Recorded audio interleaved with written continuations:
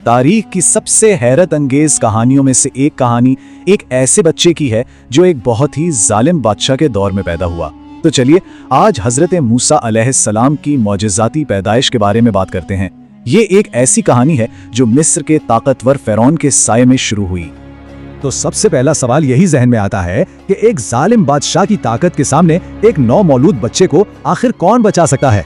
ये सवाल असल में इस पूरी कहानी की बुनियाद है, जो हमें बताती है कि उम्मीद वहां भी जिंदा रहती है जहां हर तरफ नाउम्मीदी ही नाउम्मीदी हो। तो ये कहानी शुरू होती है मिस्र के मुतलकुल अनान हुक्मरान फ़िरौन से। वो एक ऐसा बादशाह था जो खुद को खुदा समझता था और चाहता था कि हर चीज पर बस उसी का इख्तियार हो।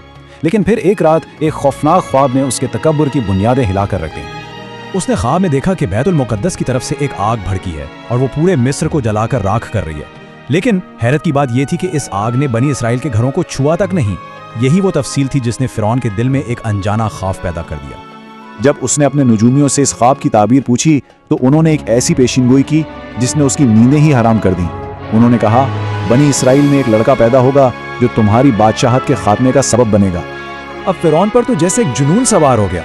अपनी सल्तनत को बचाने के लिए उसने एक इंतहाई वहशियाना हुक्म जारी कर दिया कि बनी इसराइल में जो भी लड़का पैदा हो उसे फौरन कत्ल कर दिया जाए। इसी खौफ और दहशत के माहौल में एक बच्चे की पैदाइश हुई जिसे तारीख में हजरत मूसा के नाम से जाना जाता है।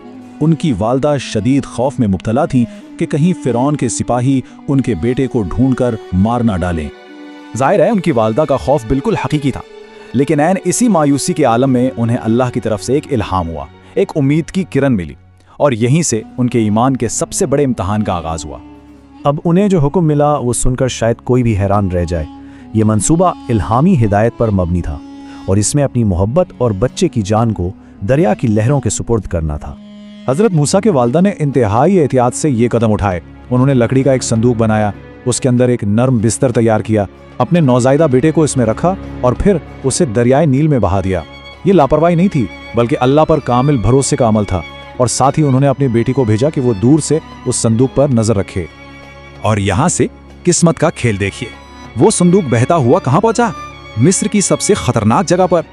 जी हाँ, वो संदूक सीधा फ़िरौन के अपने महल के किनारे जा लगा। वही जगह जहां से बच्चे को मारने का हुक्म जारी हुआ था, वही जगह उसकी पनाहगाह बनने वाली थी।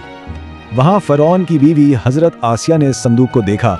जब उन्होंने इसे खोला तो अंदर एक खूबसूरत बच्चा था जिसे देखते ही उनका दिल मोहब्बत से भर गया।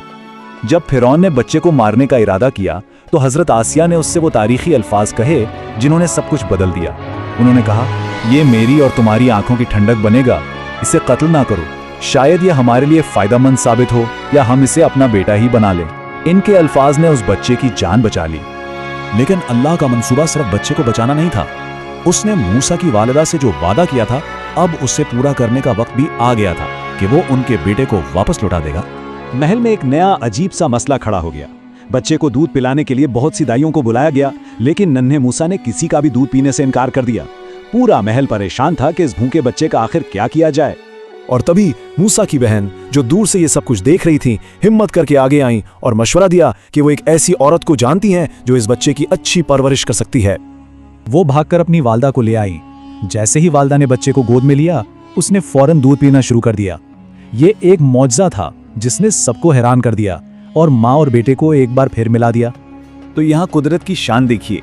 एक तरफ फ़िरौन का मंसूबा था कि पेशिनगोई वाले लड़के को कत्ल कर दिया जाए, लेकिन खुदाई मंसूबा ये था कि वही लड़का फ़िरौन के घर में पले। फ़िरौन खतरे को मिटाना चाहता था, लेकिन वो खतरा उसी के महल में परवरिश पा रहा था। वो अपने दुश्मन को तबाह करना चाहता था, लेकिन वो ही उसकी परवरिश का खर्च उठा रहा था। तो आखिर में इस हैरत अंगेज कहानी का मरकजी पैगाम क्या है? इसमें हमारे सीखने के लिए क्या सबक पोशीदा है? सबक बहुत वाज़ेह है और बहुत ताकतवर भी। जिससे अल्लाह बचाना चाहे उसे दुनिया की कोई ताकत नुकसान नहीं पहुंचा सकती। फ़िरौन की तमाम तर ताकत, उसकी फौज और उसके मंसूबे सब अल्लाह की हिकमत के सामने बेबस हो गए। ये तो हजरत मूसा अलैहिस्सलाम की जिंदगी के मौजज़ात की सिर्फ एक झलक थी। उनकी कहानी हमें ये सिखाती है कि ईमान की ताकत हर मुश्किल पर गालिब आ सकती है और अल्लाह की मदद हमेशा उनके साथ होती है जो उस पर भरोसा करते हैं।